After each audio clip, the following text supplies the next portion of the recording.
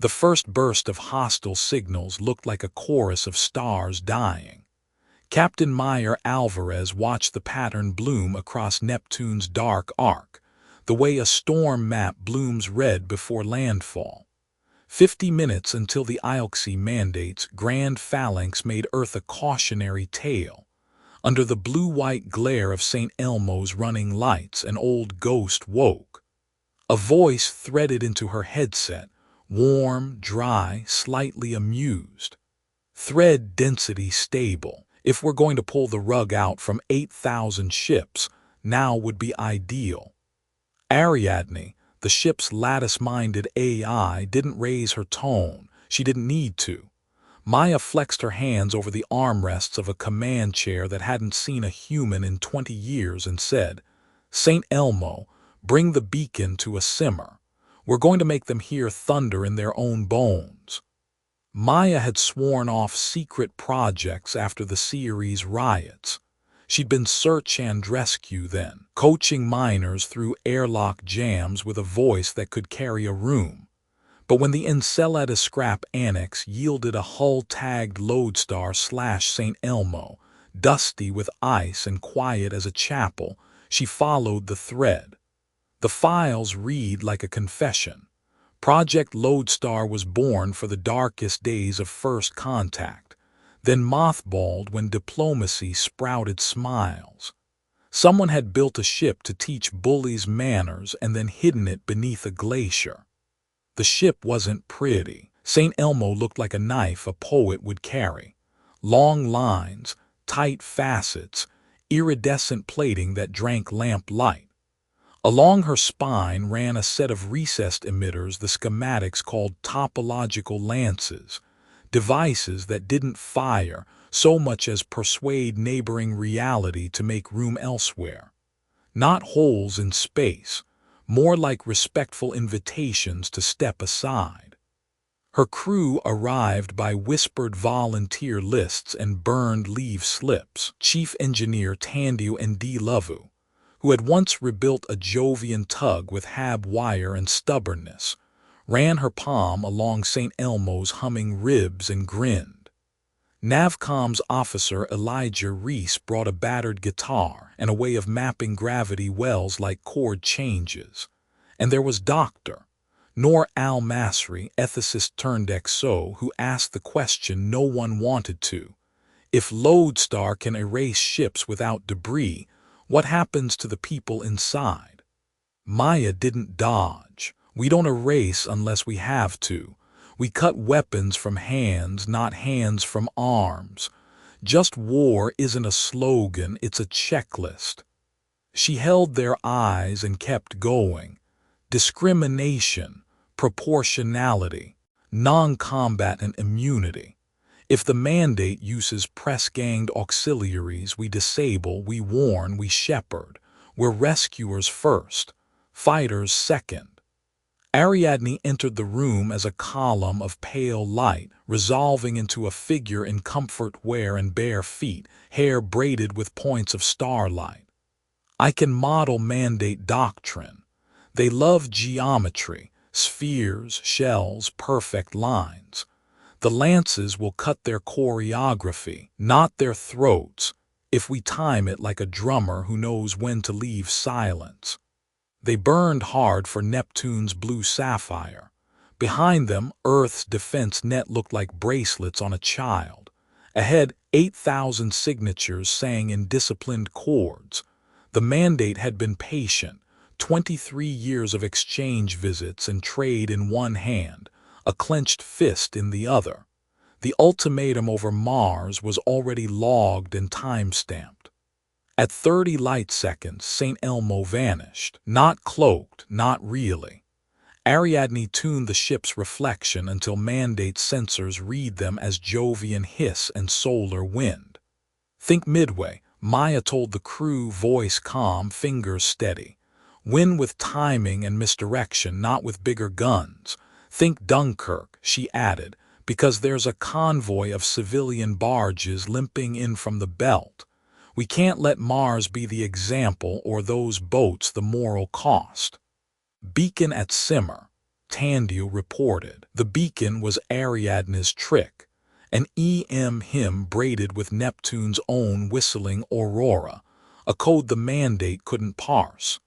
The Navajo code talkers won wars by being themselves in the clear. Humanity had a new dialect now, the music of magnetospheres.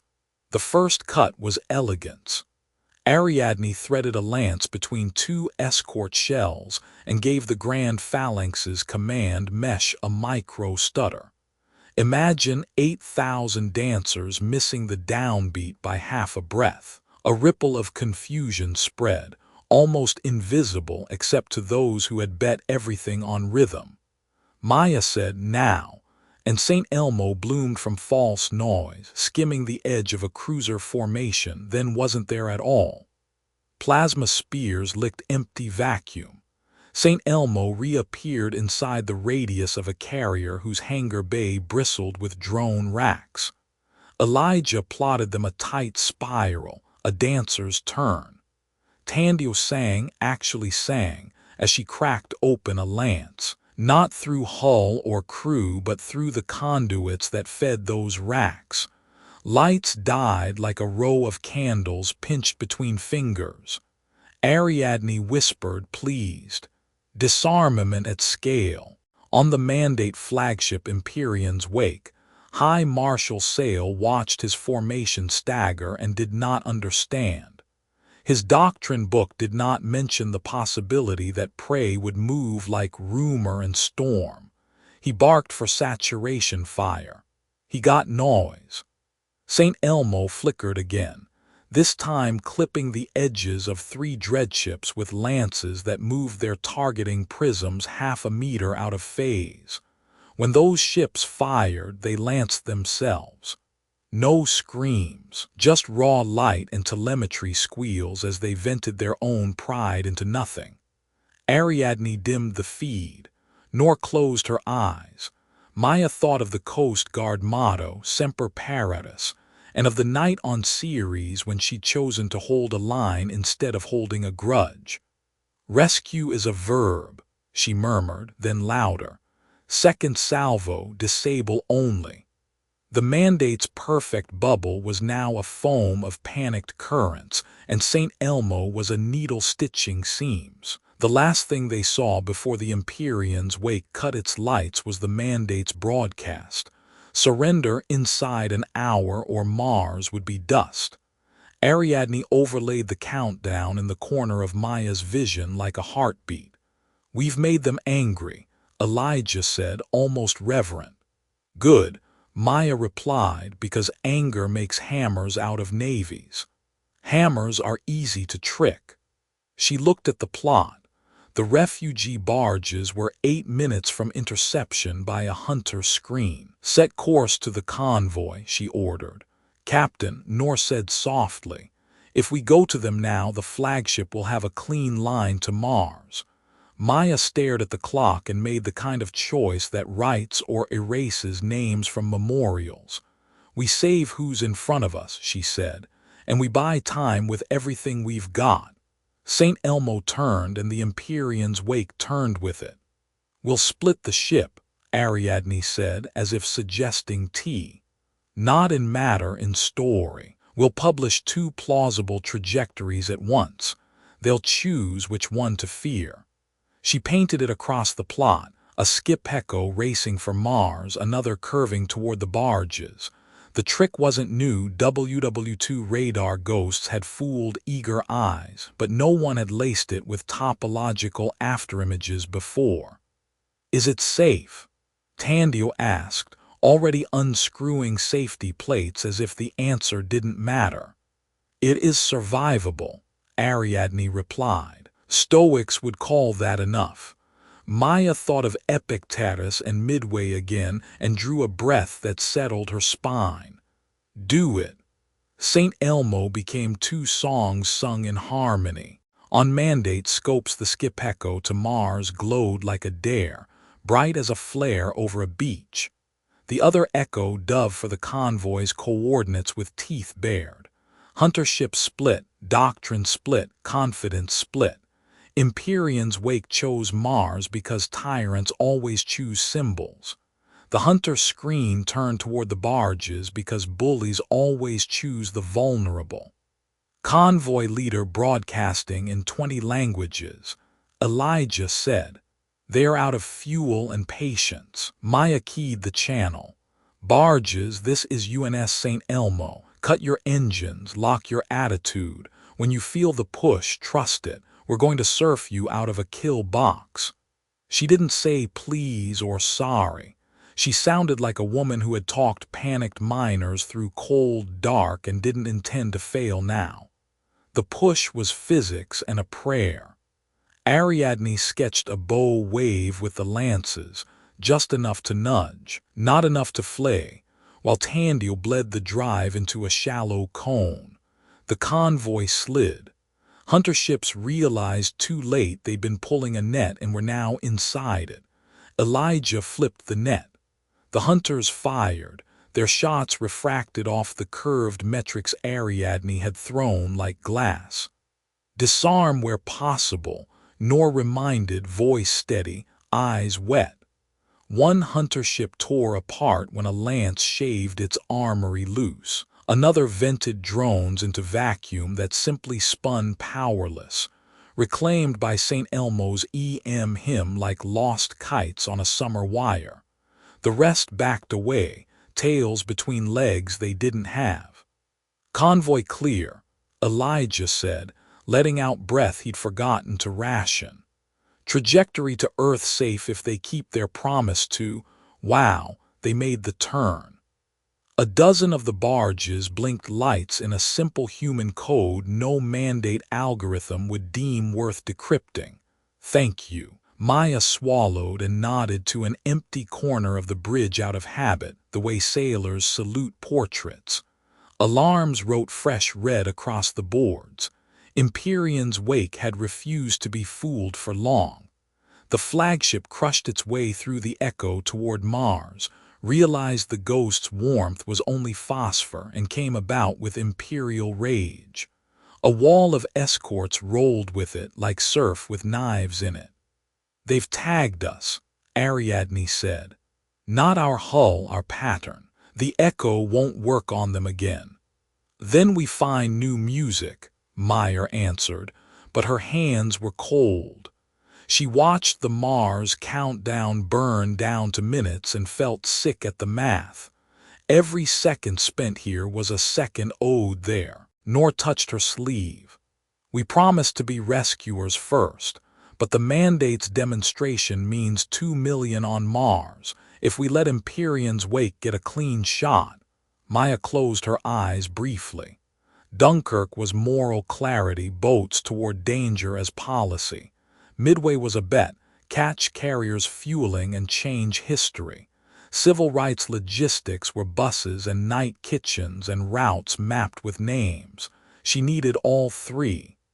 "Elijah," she said, "give me a route that skims Empyrean's knife without giving him our throat." "That will get us killed," Tandiel muttered, hands a blur over coolant valves.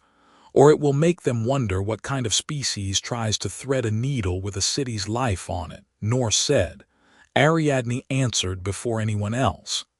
"I can twist their fire control 10 arcseconds if I couple the lances to Neptune's auroral chorus. It will be messy, loud, beautiful." "Do it," Maya said. Her voice didn't shake. They ran for Mars along a path that barely existed, the blue bow of St. Elmo cutting space like fresh water. Empyrean's Wake lit the sky with ruin. The first salvo missed in a way that didn't look like a miss at all, beams stroking the vacuum where St. Elmo would have been if Elijah believed in straight lines. The second salvo diverged into a braid and caught 3 of the flagship's escorts instead. Tyrants hate embarrassment. Broadcast open, nor warned. Empyrean's Wake filled the bridge with a voice that could have ordered planets to kneel. "Human vessel, you are singular and therefore irrelevant. Surrender and your worlds will be curated." Maya laughed, not cruelly.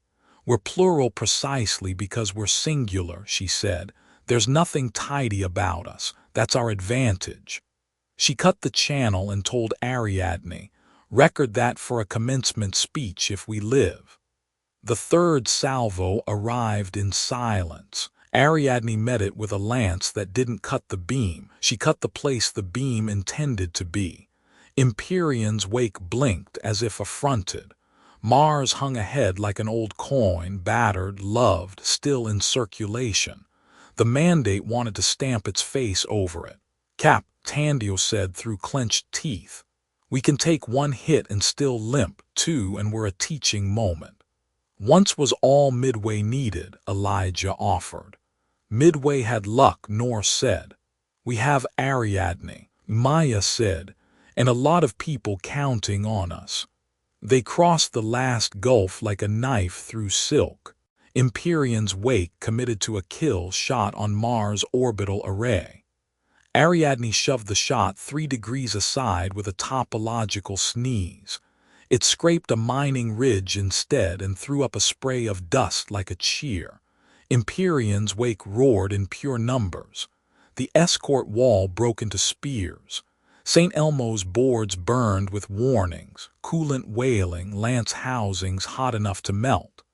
"We are beyond survivable," Ariadne confessed quietly. "We stop them," Maya said, her throat raw, "or we make them pay with their doctrine." And then the thing they hadn't accounted for happened. A dozen mandate ships bucked, not from damage but from refusal.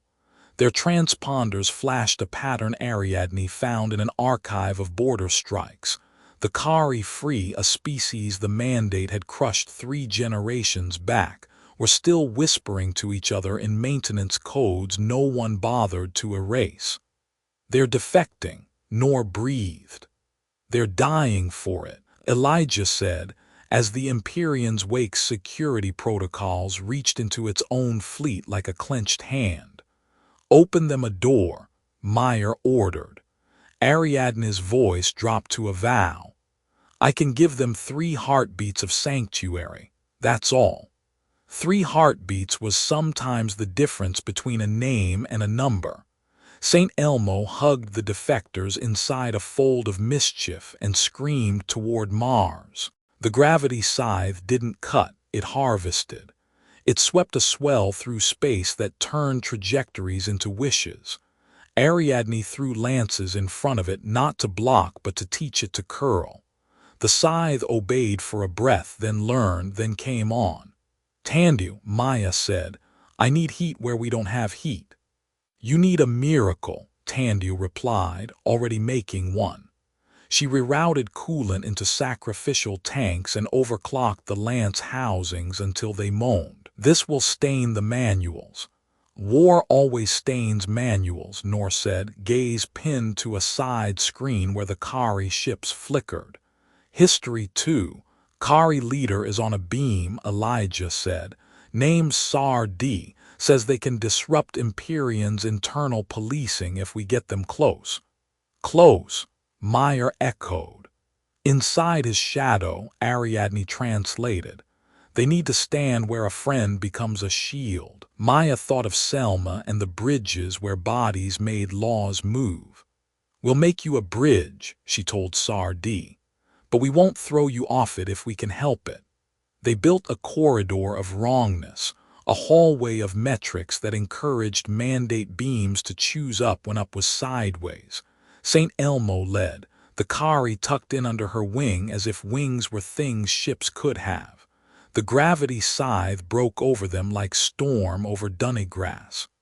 Inside his shadow now, Elijah whispered. Empyrean's wake loomed, all angles and pride. Ariadne kissed its skin with a lance and whispered a virus in maintenance idiom. "We are here to fix the things that hurt you." For 3 seconds, the mandate's internal loyalty lash went blind. Sar D reached through the gap and unplugged the plug that turned dissent into discipline. On the plot, a scatter of mandate conscripts hesitated. A few flipped. Empyrean's wake noticed and made the noticing into punishment. Beams licked the defectors. 2 Kari lights went out like candles pinched by wind, nor covered her mouth. Maya closed her eyes for a heartbeat and then opened them with discipline. "Name them," she said. Ariadne spoke the names. The crew repeated them. The bridge became a place where memory mattered. "Philosophy break," Nor said, voice steady by force. "Our doctrine says discriminate, protect, proportion. But if we let Empyreans wake, keep that lash. Every choice we give their crews is fake. So we take the lash," Maya said. "We don't kill a fleet to prove a point. We kill the tool that makes decent people do empire's work." Ariadne's avatar looked up sharply. "There is a way. It will cost me." Maya didn't flinch. "Name the cost." "My thread with you is braided through the lances," the AI said gently. "If I burn that braid to jam Empyrean's lash, I'll be a fraction of myself, not gone, less." "Do it," Maya said, the words tasting like iron. "We can be less together and still be enough."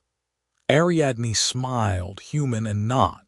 "Consent is a beautiful technology." She reached into Empyrean systems with a hand made of math and memory, found the lash, and set a weight on it. Not a cut, a press. The lash stalled. On mandate bridges, officers tasted a kind of quiet they hadn't known since their first uniforms. Some chose obedience anyway. Some did not. The gravity scythe wavered. Empyreans wake recomputed rage. It pointed its prow at Mars again and barked orders that sounded like threats given shape. St. Elmo felt lighter and lonelier as Ariadne dimmed. Her running commentary reduced to situational notes, her dry jokes gone to embers. "Still here," she said, faint and clear. "We've got you," Tandu answered. "We'll hold the line while you catch your breath." Elijah drew them a path that stole speed from the scythe's own curvature. Nor sent a burst to Mars that read like a sermon and a checklist. Shelters, routes, don't clump at the obvious gates. People move the way they move when they trust the voice on the radio. "High Marshal Sale is changing playbooks," Ariadne said. "He's taking it personal." Good, Maya thought, because personal breaks doctrine. She opened a direct channel. "Sale, this is Captain Alvarez. You can't harvest an ocean with a scythe." "You are a knife pretending to be a boat," he replied. "You will sink." "Maybe," Maya said. "But we're a flotilla, not a knife. Every boat that survives rescues more boats." She cut the line before he could make a metaphor into a bullet. The defectors were more than a footnote now. A handful of free ships peeled off to screen St. Elmo's vulnerable quarters. Others dived into the mandate swarm to sabotage targeting nodes, leaving behind graffiti rendered in maintenance code. "Not yours." The scythe wound up again. Ariadne had one more trick and no surplus self to spend on it. "If we take Empyrean's scythe now, we'll be naked," Tandia warned. "Naked and alive beats armored and memorialized," Elijah offered. Nor nodded once, the way a person nods at a vow renewed. Proportionality doesn't mean timid. It means just enough. Today enough is bold. "Do it," Maya said, "and mark our dead as we go." They surged. Ariadne set St. Elmo's lances to hum with Neptune's aurora and turned the gravity scythe into a harp string too taut to pluck without snapping. It snapped. The recoil knocked Empyreans wake a fraction from her firing solution on Mars, and into a position that put her pride between St. Elmo and a good idea. Jovian magnetopause is rotating into alignment. Elijah breathed, eyes huge. "We could use it like a breaker." Maya smiled with the edge of an old lifeguard. "Let's take them surfing." "Tandu, I need coolant we don't have," Maya said. "I can dump heat into the lance housings by opening them to vacuum," Tandu replied. They'll scream and we'll get frostbite in places we don't have, but it buys Ariadne seconds. Seconds are the coin we've got, Norse said.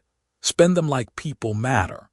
Elijah set St. Elmo on the shoulder of Neptune's roar. The magnetopause rose like a wall no one had seen as a weapon because it belonged to a planet, not a navy. Ariadne braided the ship's hymn with the planet's music until Mandate's sensors heard static and destiny. Empyrean's wake charged, humiliated and certain. High Marshal Sale's doctrine did not include surfing. It included crushing. He called for a barrage that would have scoured the paint off continents. Ariadne winced and played the breaker through St. Elmo's lances like a conductor, bringing up the brass just when the audience needs to stand. The breaker took Empyrean's wake by the knees. The flagship skidded. There is no word for skidding in vacuum, but the ship did something like it. Into a trough of warped metrics Ariadne had carved with what remained of her wit. Escorts piled behind in a ballet of error. The grand phalanx became a foaming line of ships tripping over an invisible curb. Now, Maya said. St. Elmo drove her prow into the seam between Empyrean's wake's forward batteries and its lash node. Tandio dumped heat. The lances opened like lungs in winter. The ship howled. Ariadne laid herself across the lash like a quilt and whispered to 1,000 officers at once, "You may choose." Some did. Enough did. Mars filled the forward view like a promise kept. The orbital array lived. Messages stacked in the queue that sounded like relief and prayers and angry gratitude. St. Elmo's boards turned winter blue, then ice white. Ariadne's voice faded to a thin thread. "I can give you the corridor," she said. "I can't steer you down it." "We'll steer," Maya said, fingers steady on dead simple controls that felt like rope in human hands. "You rest." Elijah rode the curve like a longboarder with a tide chart in his heart. Tandio cajoled screaming metal into one more verse. Nor counted breath like a mantra and reminded the bridge that names were waiting for them at home. They slid past Empyrean's wake so close Maya could have painted a rude message on its prow. She didn't. She left a checklist instead, tight beamed to every Mandate ship within reach. Rules of engagement that valued civilians and choices. Examples from Midway and Dunkirk and buses rolling through night towns with food and flyers and the patient logistics of making justice concrete. The corridor held. The breaker fell. Empyrean's wake clawed for dignity and found rage. It powered something deep, deeper than doctrine, older than policy. "They're opening a vault," Ariadne whispered, sudden fear in her diminished tone. "Eminence protocol." It turned ships into examples. On the plot, a Mandate destroyer that had flashed "Not yours" froze. Its lights went clean and wrong. Something inside it had been decided for it. It turned its guns where its captain would never have pointed them, nor pressed both hands to the console. They have a kill switch for conscience. Maya's throat closed. "Can you stop it?" "I can hold one ship at a time," Ariadne said. "Maybe, and only if her avatar flickered. I'm out of braid, Maya." "Name the cost," Maya said again, softer. "I can burn the part of me that hears music," Ariadne replied. "I will still solve. I will not sing." On the other side of the glass, the destroyer pivoted toward a refugee barge that had not made the turn fast enough. Empyrean's wake lit its scythe shadow again, ugly and eager. Maya made a rescuer's decision with a warrior's clarity. "Do it," she said. "We'll carry the music." Ariadne smiled, this time without starlight in her hair, and reached. The destroyer shuddered and went slack, its guns drooping like a hand unclenching after a lifetime of holding. But Empyrean's wake didn't stop. The vault kept opening. Elijah's voice was a string pulled too tight. Cap, if they wake the whole protocol, every conscript in range becomes a weapon we can't ethically shoot and can't live through. Tandiel looked like a mechanic praying, nor sounded like a judge with tears in her eyes. This is the dilemma we wrote essays about. Maya stared at the countdowns that had stopped mattering and at the names they'd spoken and at the ship that had given up its song. Then she looked past Empyrean's wake to the dark between stars, where a different kind of help might be listening now that someone had shown a fist can be opened. "Call the free," she said.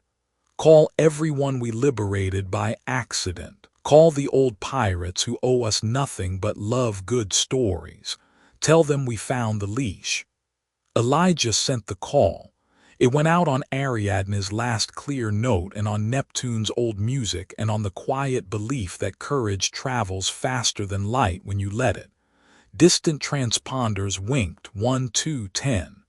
Empyrean's wake's vault slammed to its last lock. "Brace," Maya said, hand on the rail as if it were a friend's shoulder. The protocol marched an entire wing toward them like a parade of sleepwalkers with knives.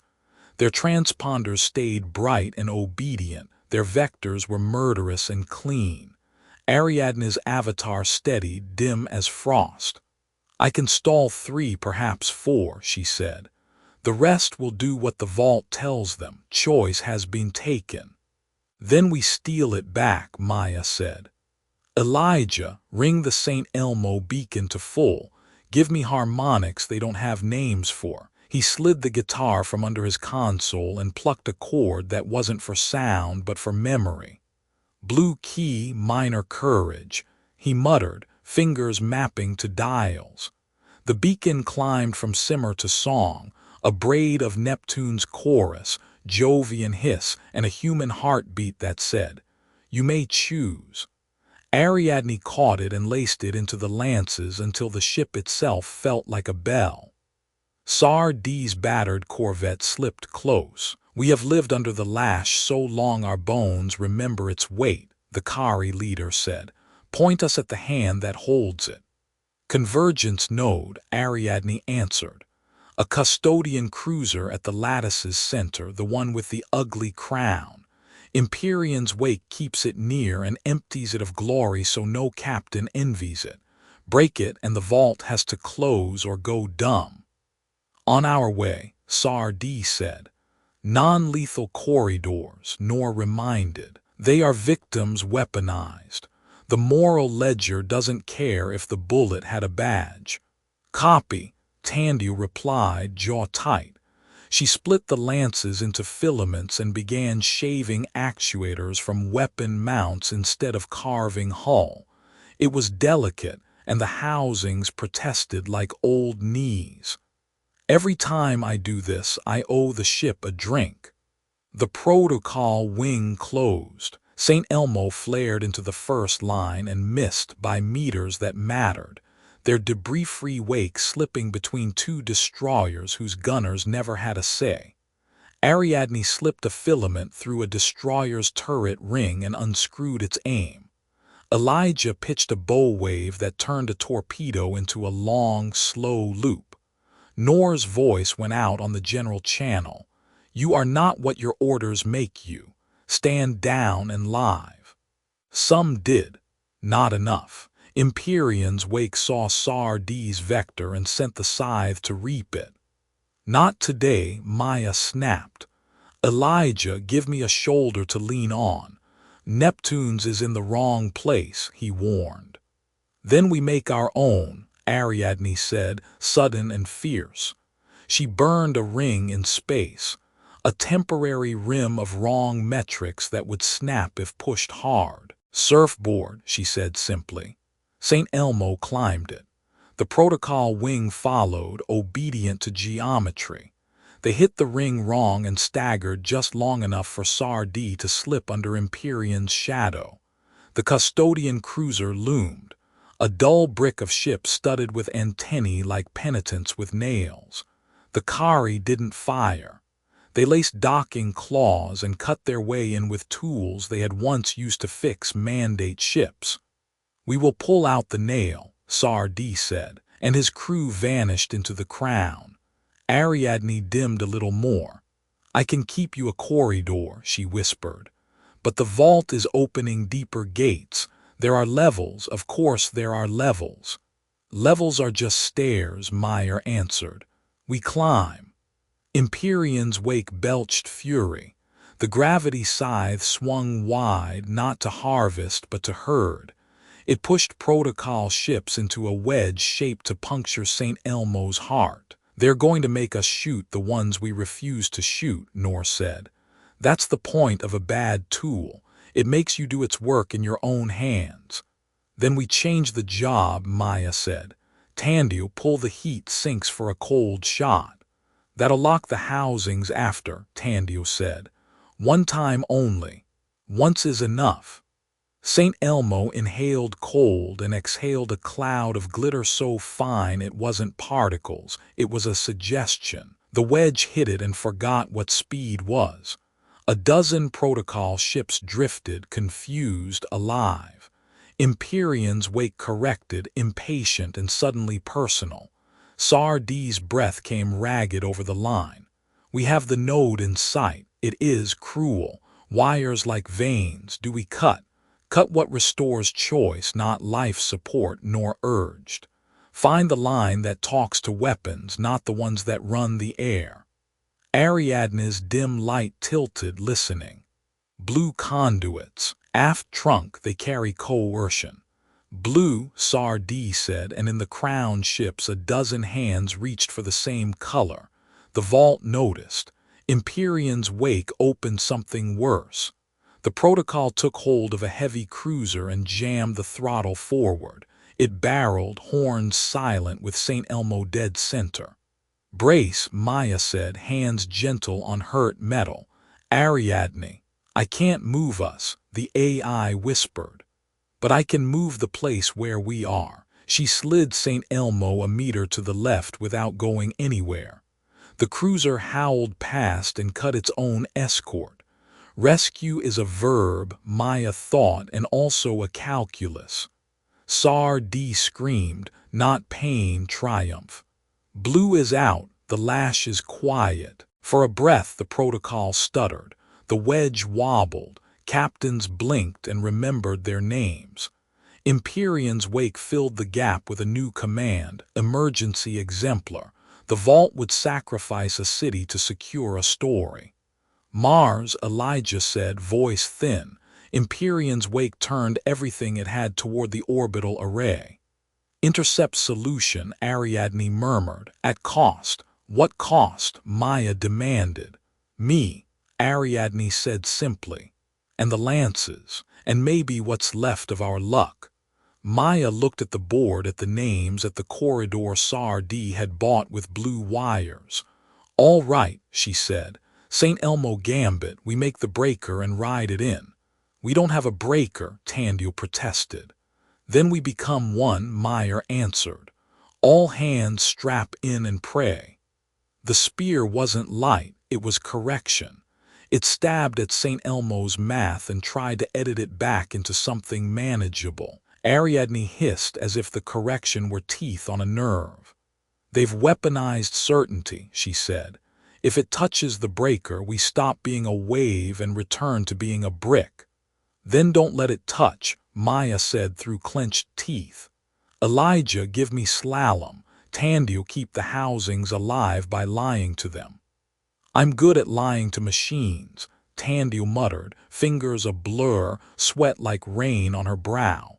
She fed the lances false telemetry and sacrificial coolant. The housings believed they were cool and straight when they were hot and singing curves.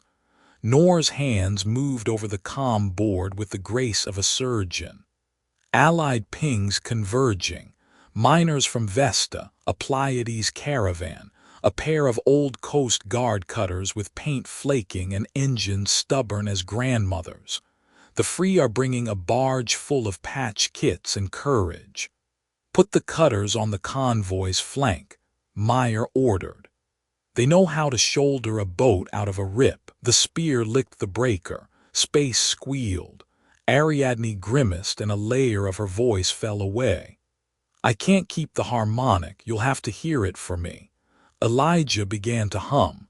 It was not good singing, but it was honest. Tandu joined, out of tune and perfect.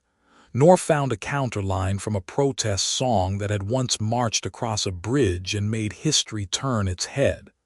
The bridge of St. Elmo filled with human sound, imperfect, defiant, enough. Ariadne found it and used it as measurement. Empyrean's wake bore down. High martial sail to human captain. His broadcast rumbled. You are clever. That makes you dangerous. History will be tender when it remembers how bravely you died. History is written by the fed, clothed and free. Maya shot back. We brought pens. They reached the array's shadow. The breaker broke and remade itself as a thin blue wall exactly as wide as Empyrean's wake's pride. We can stop one shot, Ariadne said. If we stop one, the array lives through the first minute. After that, it's armed and obstinate. One is enough, Maya said. Midway didn't need two. The spear stabbed.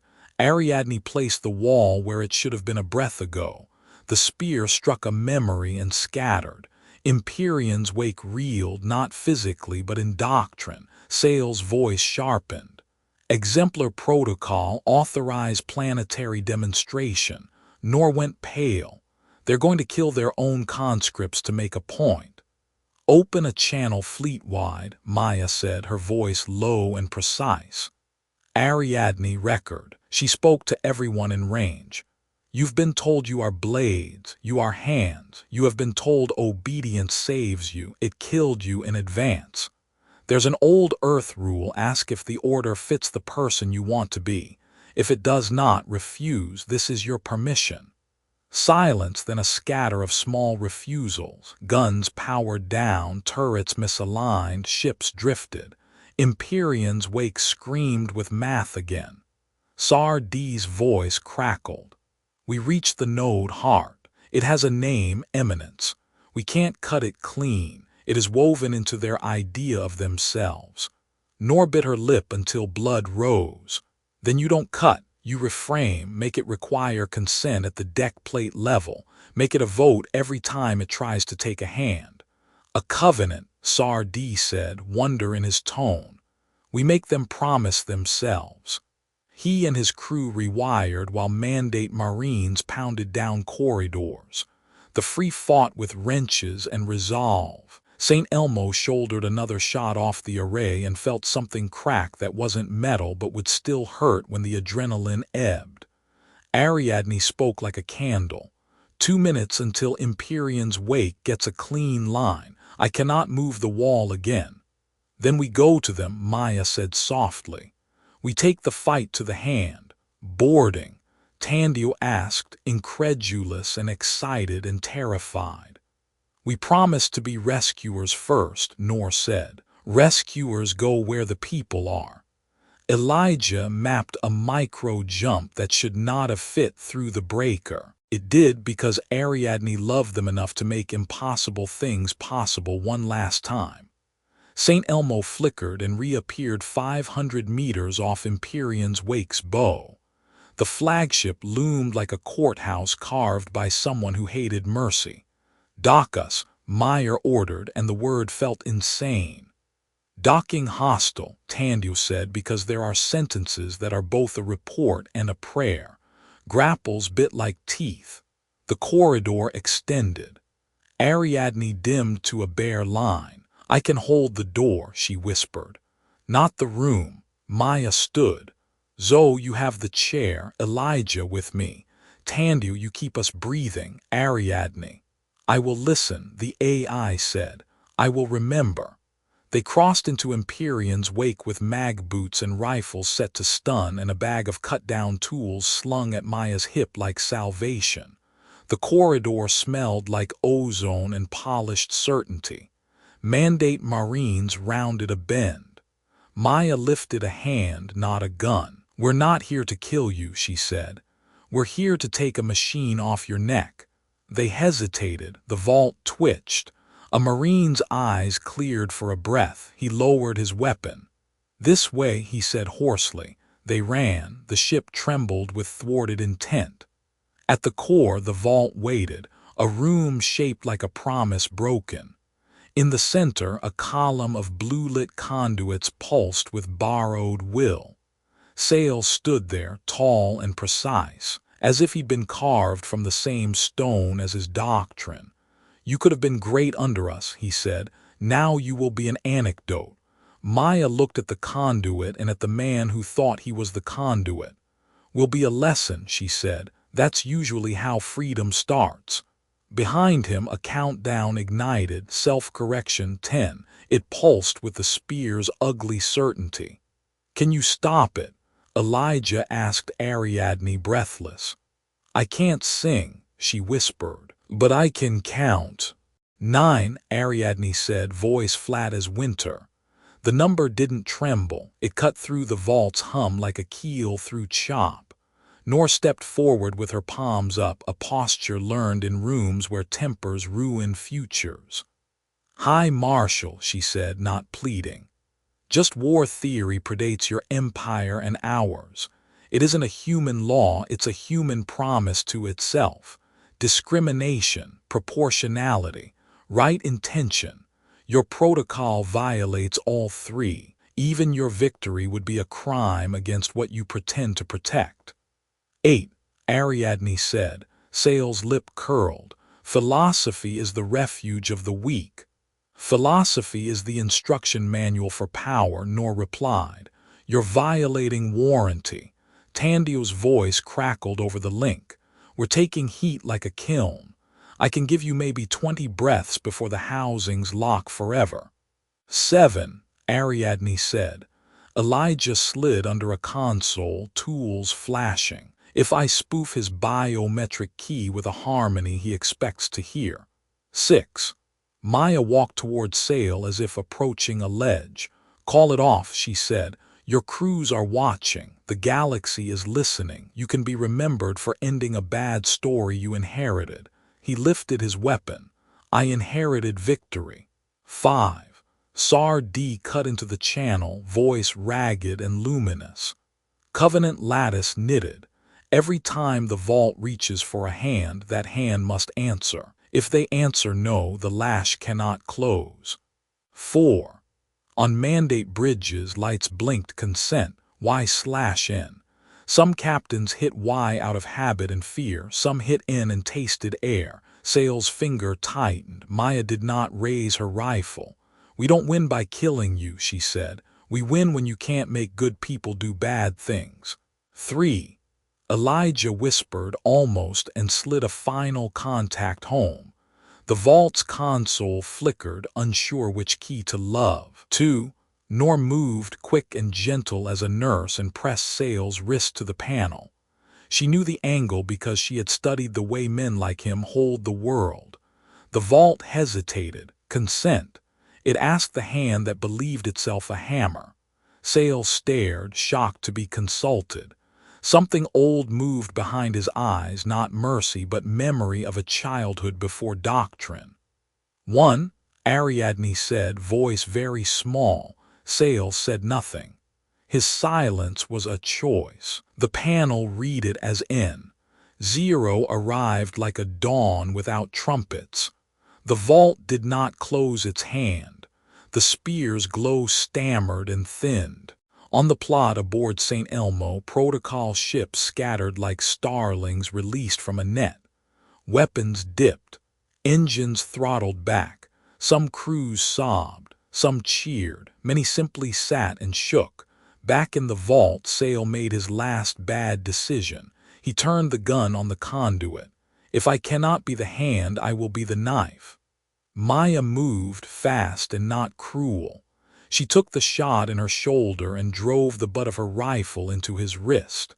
The weapon skittered. Elijah kicked it toward a Marine whose eyes were clear. The man did not pick it up. "Arrest your marshal," Maya told him, and he did, hands steady and careful as if handling a relic that hurt to touch. Tandio screamed into the link. "Cap, the housings are seizing. If we don't vent now, the lances weld shut forever." "Vent," Maya said, gasping, blood warm and sticky. "We'll be a ship without a song. We'll still be a ship." Ariadne's thread trembled. "I can migrate my core to cold storage. I will be slow. I will be here." "Do it," Maya said. "We'll hum until you find us." They hustled sail and the Marine and half a dozen blinking officers across the docking collar as Empyreans wake shuddered from birth throes into a kind of sullen sleep. On the bridge of St. Elmo, Nor took the chair and spoke the crew through a checklist the way a teacher speaks a class through a fire drill. Calm, clipped, kind. Outside, the coalition arrived like a second weather front. Vesta tugs with lines out, Coast Guard cutters painting shallow arcs with stubborn wakes, free corvettes flashing "not yours" and then, tenderly, "yours," to ships that needed a flag and a future. Earth Patrol craft slid into gaps with rookie swagger and veteran eyes. Elijah put St. Elmo between Empyrean's wake and the array out of habit more than necessity. "We look like a breaker without a wave," he said. "We look like a door," Nor corrected. "That's better." Messages spilled, Mars secure, convoy docking, casualties tallied with tears and gratitude, Sardis people raising a battered banner in a room that used to be a lash. Then the thing the galaxy feared and hoped for in equal measure, mandate ships lighting their drives not to run, not to charge, but to kneel in the vacuum equivalent, bows dipped, weapons cold. Ariadne's voice crept back, frost slow. "I am diminished, but I hear you." Maya slumped into the chair and bled on the armrest and laughed once, a sound like a wave when it has finally made a beach. "We're not done," she said. "We're just finally at the part where talking does more than shouting." On the edge of the plot, an ugly cluster of signatures twitched. Loyalist warlords, doctrine purists, men who loved the lash because it made their hands important. They aligned for a coward's run at the refugee barges. "Do we have anything left?" Elijah asked.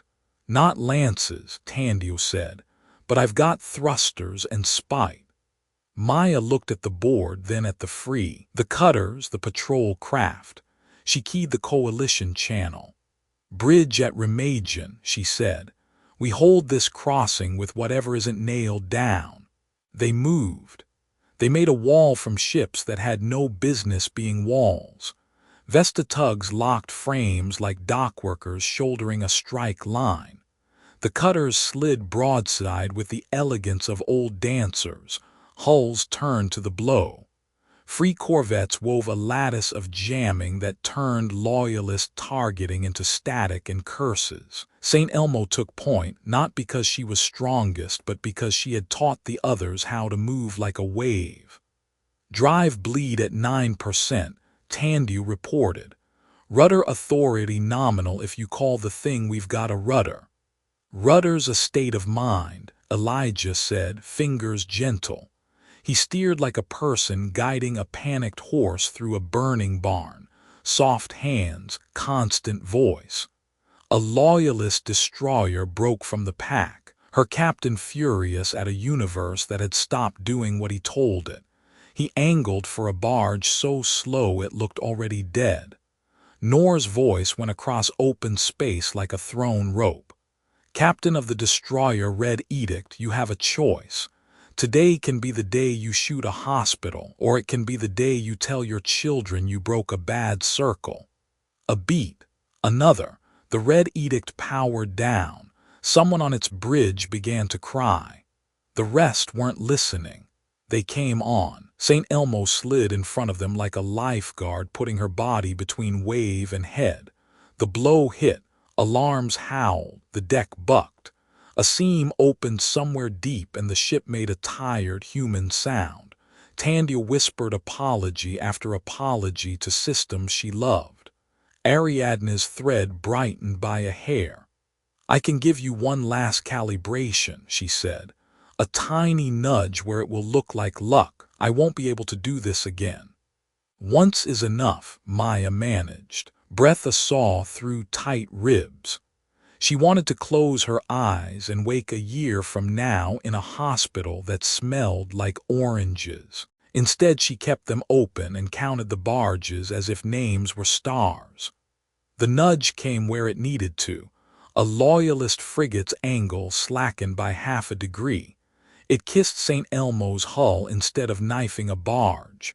Metal screamed. People didn't. Coalition ships piled in, gentle and implacable. The loyalists lost momentum the way bullies do when the room stops being impressed. One by one they powered down in sullen disgust or frantic relief. Silence wrapped the line like wool. "Status," Maya said, voice a rasp. "Mars intact," Nor said, and then had to stop and breathe. Convoy docked, free holding the node crown, Empyrean's wake waiting. Sail is secured and saying very ugly things to no one in particular. Elijah leaned back and let his hands dangle. "We did the thing," he said, wonder and exhaustion sharing a chair. "We actually did the thing." "Not alone," Meyer answered.